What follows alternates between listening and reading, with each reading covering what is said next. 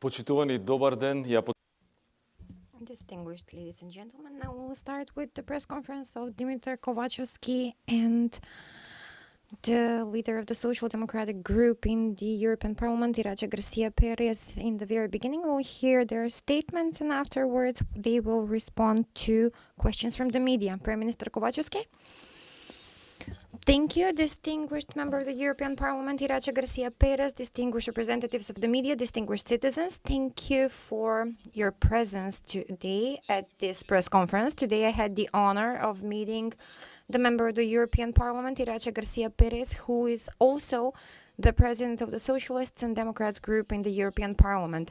I'm glad that since our last meeting in Brussels, we already had the opportunity to speak about the negotiations that we have already started, as well as the screening process, the progress, the Frontex agreement about our European future and European path.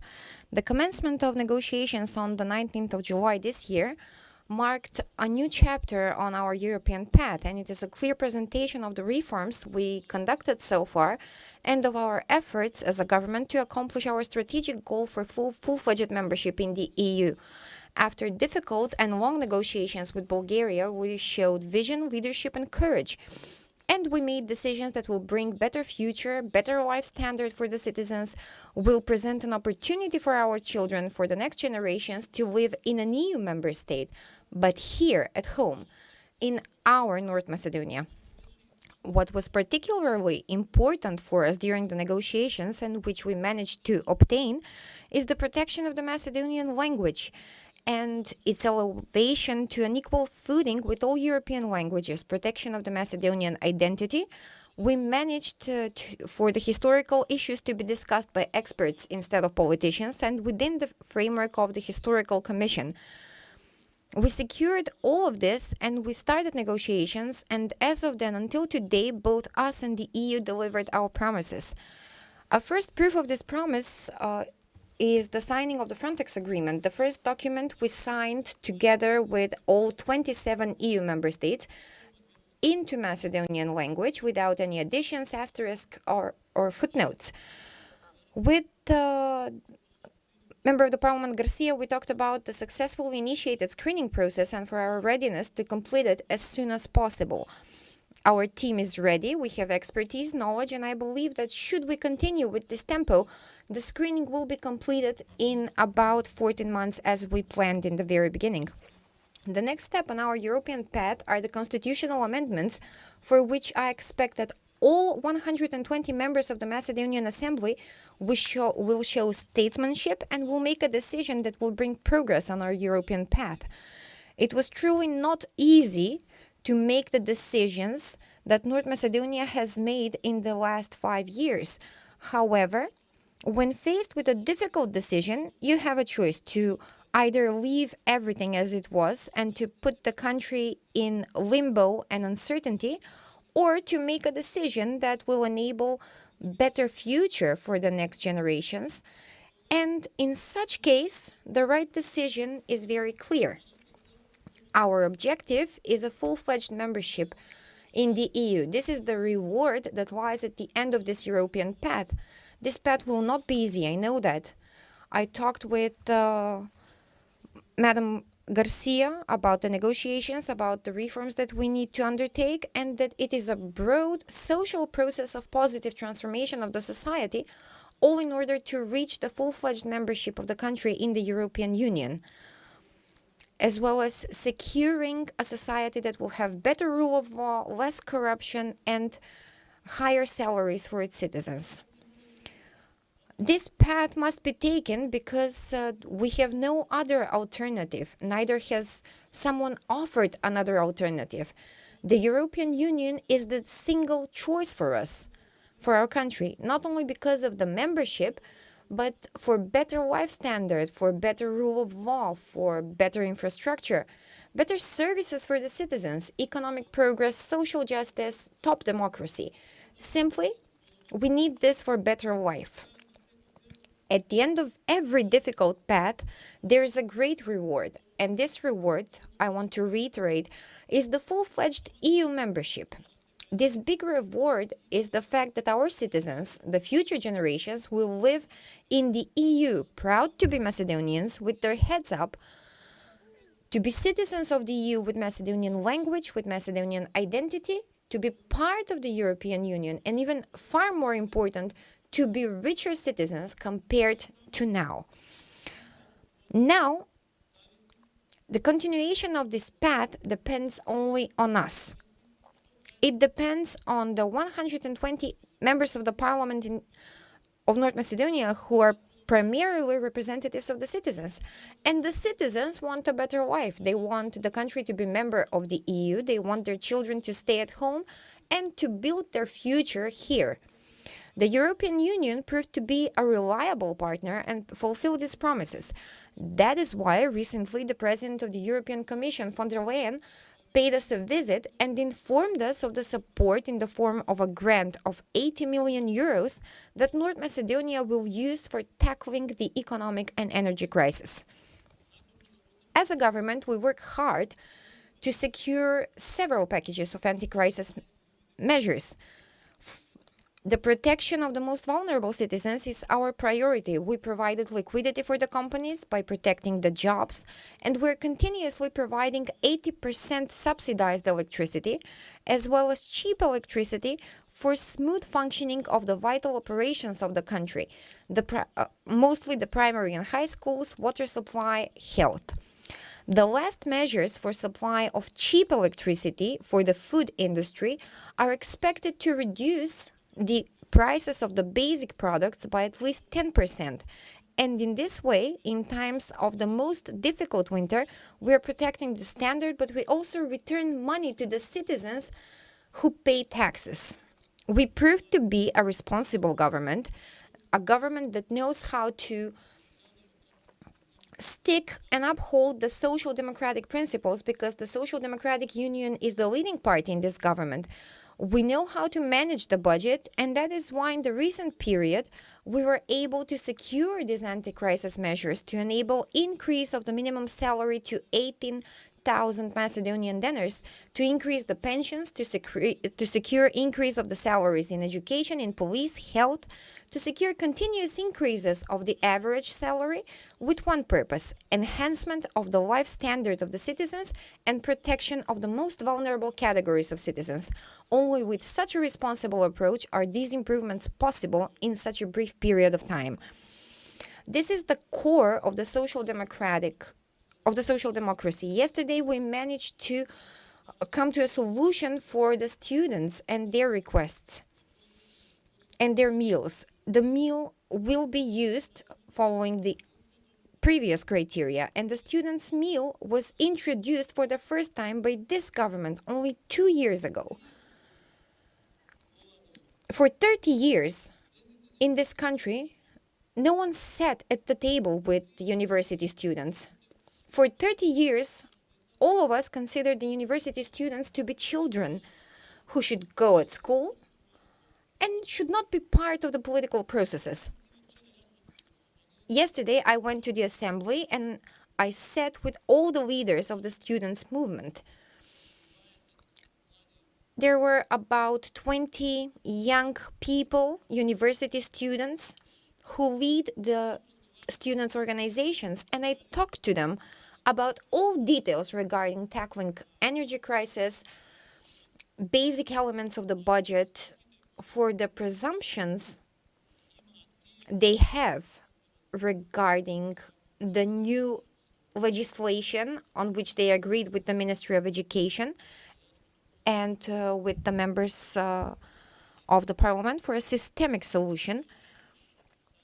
And yesterday at the meeting and in my statement, I said, and I reiterate today, that the university students are our children. They have the right to speak.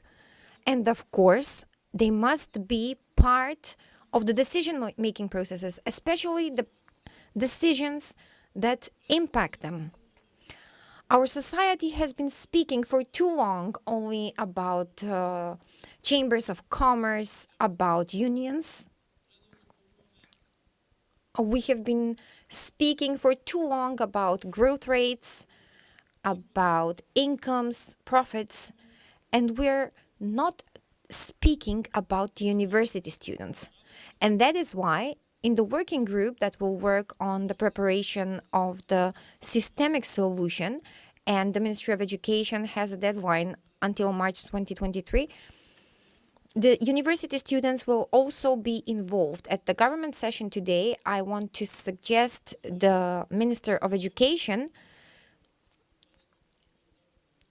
besides the participation of the professors in this preparation of the law, to include the university students. The same refers to other laws and to other policies in the country.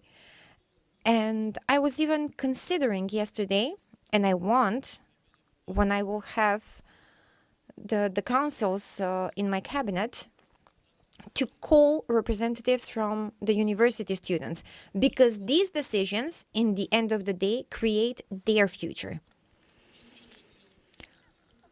The same dialogue with the university students yesterday brought us some results, and all the decisions that we introduced for the university students will remain valid until introduction of a new solution.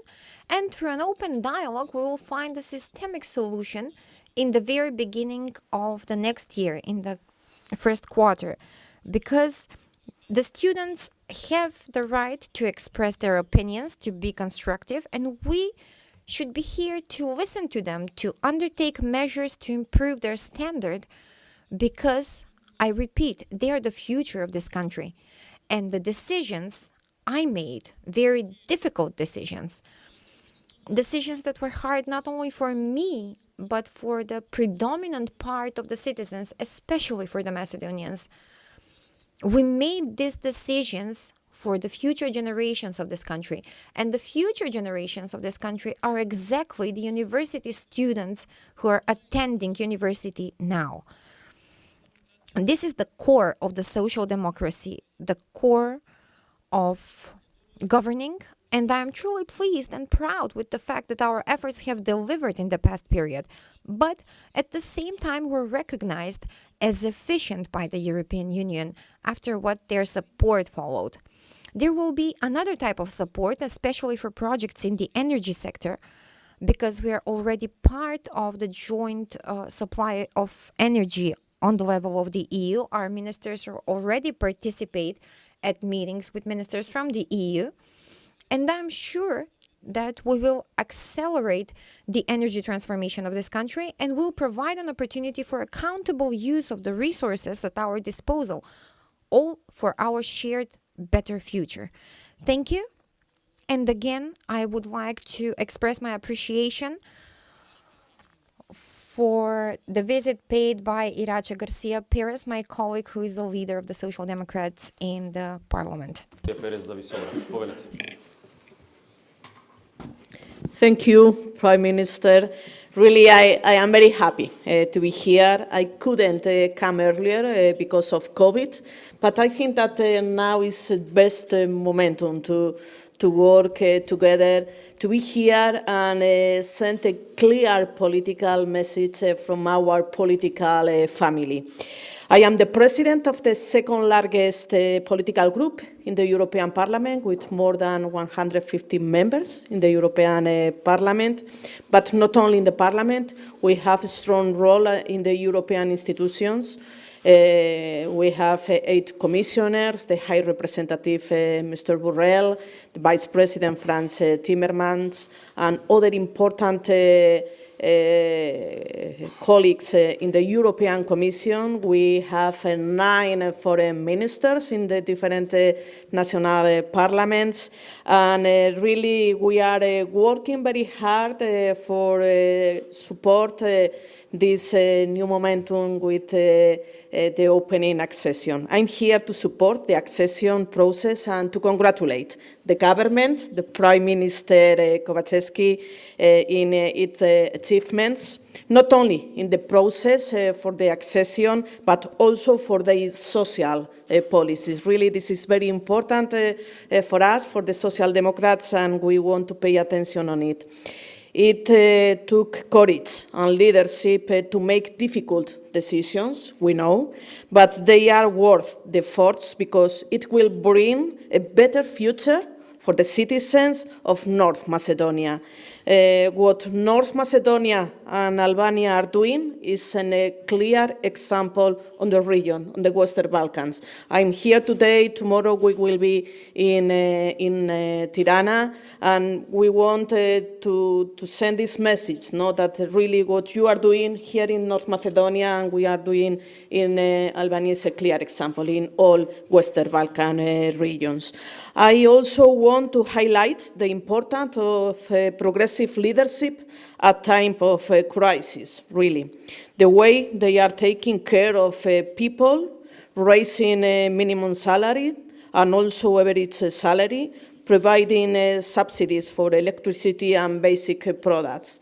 In this economic crisis, with clear consequences for the war, really it's important to pay attention on it. We are working very hard at the European level on it because we know that finally these economic consequences are attacking the more vulnerable family and the enterprise, and for this reason it's important to have a social agenda supporting with the different measures the more vulnerable people. I know I'm here at a very important moment. The opening of negotiation was a major breakthrough, and now it's the screening. One thing should be very clear. North Macedonia belongs in the European Union. It is part of the European family, and we will work very closely with you. But your future is in your hands, in the will of the Parliament and of the citizens. It is important to put partisan interest aside and join efforts. Find a compromise of the necessary reforms. Put the national interest above a party interest. To be part of the European Union is not a government interest. It's on the interest of the citizen, is on the interest of the country.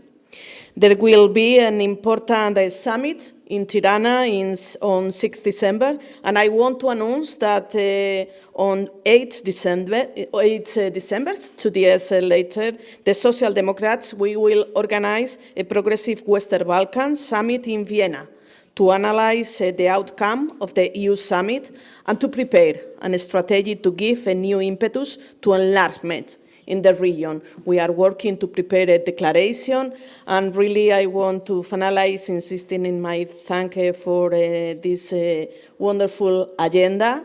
We have a lot of things to do together. I always insist as a European Union that when we are together, we are stronger. And in these difficult moments, we need to be stronger and we need to cooperate, and for that reason, I am here and now I'm open to respond to your questions. Thank you. Thank you. Now questions from the media. 2+2. Ivana, Citel TV. Yes, I have a question. Questions both for the Prime Minister and the Member of the Parliament. Prime Minister, for a certain period you have been appealing to the members of the Parliament, 120, as you said yesterday. Does this mean that we are intensifying the process of constitutional amendments, and having in mind that the opposition clearly said that the members of the Parliament of VMRO, DPMNE will not support constitutional amendments, are there any negotiations for securing the necessary number of votes? Later, first the Prime Minister. Yes. I repeat this, and I will continue doing so, because this decision is a decision for all the members of the Assembly. This is not a decision of the government. Our guest also said this. This is not a decision for the government. This is a decision for the citizens, for the country. And everyone first must take care of the interest of the citizens, of the future generations, and then the personal political interest. If someone decided to isolate themselves, and if they decided to isolate their political party, they cannot, and they do not have the right to isolate the whole country. what we have ahead of us are decisions for continuation of the path towards full-fledged membership in the EU. And after this decision, many hard decisions will come, because these reforms are not simple. These are reforms that all the EU member states have gone through. But through these reforms, through these difficult decisions, they made better societies. Look at the countries that by 1990 were part of the Warsaw Agreement, and compare these countries and their life standard in the 90s. Compare this with the living standard in our region. Compare this to the living standard with the countries from Europe that at that time were not members of the EU or were members of the EU. And compare all of this with today's situation. Our citizens go to work in these countries. These countries, before becoming EU member states, had lower standard of life compared to ours. And today, our citizens go to work in those countries. But these countries were not selected randomly. Our citizens selected these countries not because their climate is better, not because they have more sunny days. On the contrary, these countries do not have more sunny days. They have our people have no friends there, have no relatives there. Our people went there only because of the higher salaries and better jobs. And these countries have better salaries, better jobs only because they made their decisions and only because they became members of the EU. Go there, see for yourselves the living standard of the countries which by the 90s were part of the Warsaw Agreement, and compare it to their situation today. And this is the Macedonia I want for us today. A country that will have proud citizens, Macedonians, and all the others who will be able to live in a member state of the EU, but in our country, at home, and not in a member state abroad.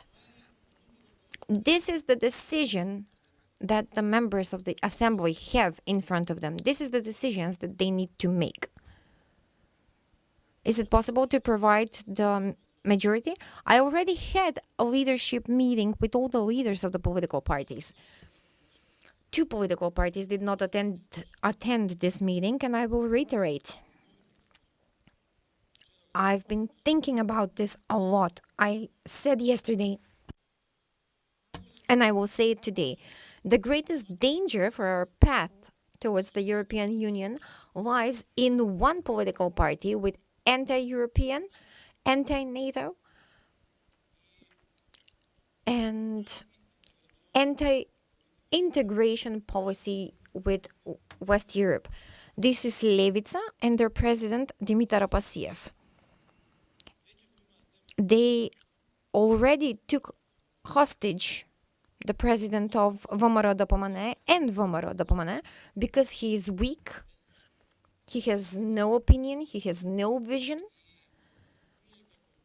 And we, as politicians who see this country as part of the European Union, as citizens who see this country as part of the EU for ourselves, for the future generations, must not allow for the politics to be created by such people who want to start fires, who do not have visions for the country. The second question? Yes, the question for the guest. You spoke about your influentiality in the European institutions. As a member of the European Parliament, you can hear the statements of the Bulgarian members of the Parliament, of the European Parliament, at those sessions. You sent a message to complete the process of amendments to the Constitution, but let's say that this process of constitutional amendments will be completed. Are there any guarantees that Bulgaria will not put some new obstructions on our path towards the European Union? Thank you for the question. I cannot have guarantees about what the Bulgarian government will put on the agenda, really. I can guarantee that as a Sunday group, we will work in the European Parliament to have a good way and a good cooperation to consolidate this important negotiation agreement. This is what I can guarantee, that we will work on it. We have a very strong position as a political group, but I have to tell you that it's a strong position as a European Parliament. We have a very clear and positive position with North Macedonia accession, and really we are working on it. It's important to understand that when you speak about the constitutional change, you can ask me about it, no? And I have to be very, very clear with this, because it is a sovereign decision, choice for the citizens and for the Parliament of North Macedonia. In any case, what we need to understand is that it's very important for this process. And as I mentioned in my first speech, it's not for the government interest, it's for the citizens' interest and for the country. And in this question, opposition has to be a very clear position, because you cannot be against everything all time. You need to have an alternative. If you are not with this position, you have to say what is your position. In this moment, it's not the moment to play with the party questions. It's a moment to understand that it's a national interest to work on it, and I'm sure that this responsibility will be in the hands of the different actors in this moment.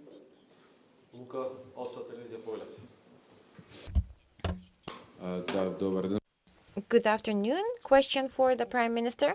In the context of the data published by the opposition for the monthly salaries of the officials and members of supervisory and management boards, you said that you will revise these decisions.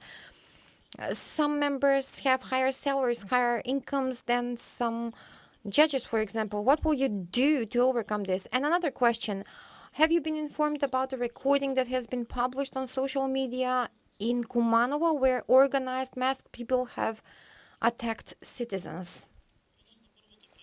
Regarding the first question, I was the one who initiated this.